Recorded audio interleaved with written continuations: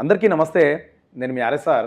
జూబ్లీహిల్స్లో ఏదైతే నిన్న పోలింగ్ జరిగిందో, కౌంటింగ్ జరిగింది, కాంగ్రెస్ పార్టీ కూడా విజయం సాధించిన విషయం అందరికి తెలిసిందే. అయితే వాస్తవానికి నవీన్ యాదవ్ గారు అన్నట్టుగానే అనుకోవచ్చు, ఇంకా ఏ విధంగా మనం అనుకోవచ్చు. కాంగ్రెస్ పార్టీకి సంబంధించిన కార్యకర్తలు కావచ్చు, నాయకులు కావచ్చు, రాకేష్ అనే బోరబండలో ఉన్న వ్యక్తి, రాకేష్ అనే బీఆర్ఎస్ కార్యకర్త మీదకి దాడి చేసిర్రు. ఎలక్షన్స్ అయిపోయినాయి, కౌంటింగ్ అయిపోయింది, ఆయన గెలిచిండు, అయిపోయింది.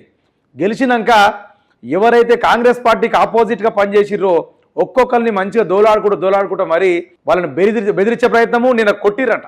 దానికి సంబంధించి కేటీఆర్ గారు ఏం చేసిర్రు, సక్క బోరబండకు ఆ రాకేష్ అనే వాళ్ళ ఇంటికి వెళ్ళి ఆయనను పరామర్శించారు. ఆయన కూడా ఏం చెప్తున్నాడు ఒక మాట, బీఆర్ఎస్ కార్యకర్తలపై దాడి చేస్తే ఊరుకునే ప్రసక్తి ఏం లేదు, దీనికి తిరిగి ఖచ్చితంగా 100 రెట్లు మేము బుద్ధి చెప్తాం, రేపు ఇలా సవాలే లేదు, ఎవరిని వదిలిపెట్టే ప్రసక్తే లేదు ఇలా అని గ్యారంటీ ఒక మాట ఆయన కార్యకర్తలకు భరోసా ఇస్తున్నట్టు కూడా ఒక వీడియో మనం చూడవచ్చు. ఆయన ఏం మాట్లాడింది అనేది కూడా నేను మీకు ప్లే చేసి చూపిస్తా, ఒక్కసారి వినండి. అధికార పార్టీ అధికార యంత్రాంగాన్ని అడ్డం పెట్టుకుని చేసిన దుర్మార్గాలు, ఎలక్షన్ కమిషన్ చేష్టలుడిగి కళ్ళపగిచ్చి చూసిన వైనం, ఎన్నింటి ఫలితంగా మేము నిన్నటి ఎన్నికల్లో సాంకేతికంగా ఓడిపోవడం జరిగింది. కానీ ఎన్నికల ఫలితాలు వచ్చి 24 గంటలు కాకముందే మా పార్టీ కార్యకర్తలు, నాయకుల మీద ఇవాళ గూండాయిజానికి, రౌడీయిజానికి కాంగ్రెస్ పార్టీ ఏదైతే దిగజారుడు రాజకీయాలు చేస్తుందో, నేను ఒకటే చెప్తాను, 10 ఏళ్ళు మేము ప్రభుత్వంలో ఉన్నప్పుడు నేను ప్రతిపక్షంలో ఉన్నాను. ఎన్నడన్నా ఈరోజు ఇక్కడ మా సోదరుడు రాకేష్ క్రిస్టోఫర్ గారి మీద జరిగిన దాడి జరిగినట్టుగా ఒక ఉప ఎన్నికల్లో గెలిచిన తర్వాత ఎక్కడన్నా మా ప్రభుత్వ న్యాయంలో మా కార్యకర్తలు కానీ, మా పార్టీ నాయకులు కానీ హద్దులు దాటి ఈ రకంగా ప్రవర్తించారా ఒకసారి గుర్తు తెచ్చుకోండి.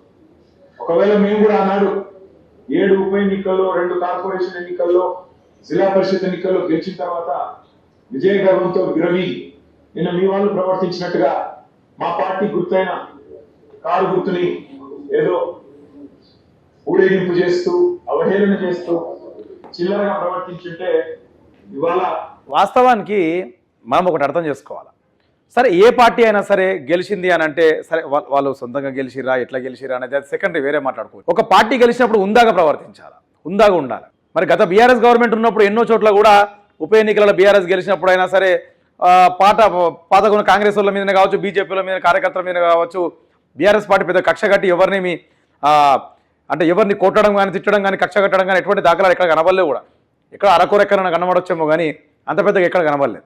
కాకపోతే నిన్న ఒకటి మనం చూసుకుంటే, కేటీఆర్ గారు మాట్లాడుతున్న మాట ప్రకారం ఒకటి చూసుకుంటే, కారును తీసుకొచ్చి జూబ్లీహిల్స్ పరిధిలో కారును తీసుకొచ్చి దాన్ని క్రేన్ కట్టి దాన్ని మొత్తం కారును ఉల్టా పల్టా చేసుడు, అసలు మరీ ఘోరంగా. అది కారు గుర్తుని ఉల్టా పల్టా చేయడము, కారు షెడ్డుకు పోయిందని చెప్పేసి కారును టోషర్ కట్టుకొని గుంజుకపోవడము, ఇదంతా ఎట్లుందంటే ఏముందంటే ఒక గర్వం వచ్చేసింది కాంగ్రెస్ పార్టీ వాళ్ళకు కూడా, కార్యకర్తలకు గర్వం వచ్చేసింది.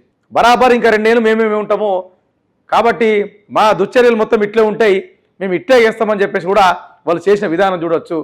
దానిలో భాగంగానే బీఆర్ఎస్ కార్యకర్తను కూడా కాంగ్రెస్ కార్యకర్తలు కొట్టినట్టు కూడా కేటీఆర్ చెప్తున్న మన మాట మనం విన్నాం ఇప్పటిదాకా. ఇంకొకసారి వినండి, ఇంకేమంటుండో చూద్దాం.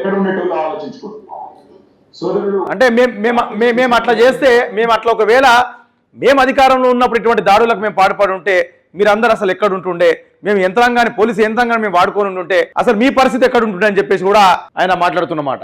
ఒక క్రిస్టియన్ మైనారిటీ కమ్యూనిటీకి సంబంధించిన సోదరుడు, ఆయన మీద రేహమత్ నగర్ లో జరిగిన ఈ దాడిని నేను పూర్తిగా ఖండించడమే కాదు, ఆయన జరిగిన ఈ దాడికి బాధ్యత కూడా ఖచ్చితంగా కాంగ్రెస్ పార్టీ వహించాల్సి ఉంటుంది. ఎన్నికల్లో కొన్ని ఎన్నికలు గెలుస్తాం, కొన్ని ఎన్నికలు ఓడిపోతాం. ఎన్నికలు జరిగినంత కాలం ఎవరి పార్టీకి వాళ్ళు ప్రచారం చేసుకుంటాం. కానీ ఎన్నికలు అయిపోయిన తర్వాత కూడా ఈ రకంగా కక్షపూరితమైన వ్యవహారం చేస్తాం, ఈ రకంగా రాజకీయం చేస్తాం, రౌడీజం చేస్తామంటే తెలంగాణ ప్రజలు అన్ని చూస్తున్నారు. తగిన సందర్భంలో తగిన విధంగా బుద్ధి చెప్తారు. నేను తమ్ముడు రాకేష్ క్రిస్టోఫర్ గారికి, వారి కుటుంబానికి, వారి మొత్తం వారి శ్రీమతికి, వారి కూతురు. అయితే ఇది కేటీఆర్ గారు చెప్తున్న మాట. మేము అండగా ఉంటాం కార్యకర్తలకు. ఏ కార్యకర్త అయినా తెలంగాణ రాష్ట్ర వ్యాప్తంగా బీఆర్ఎస్ కార్యకర్త ఏ పార్టీకి ఎవరికి కూడా భయపడాల్సిన అవసరం లేదు, ఎప్పుడైనా మీకు అందుబాటులో ఉంటాయని చెప్పేసి కూడా కేటీఆర్ భరోసా ఇస్తున్న మాట కూడా మనము ఈ విధంగా మనం చూడొచ్చు. షేర్ చేయండి, లైక్ చేయండి, సబ్స్క్రైబ్ చేయండి. మరిన్ని వీడియోల కోసం బెల్ సింబల్ పై క్లిక్ చేయండి.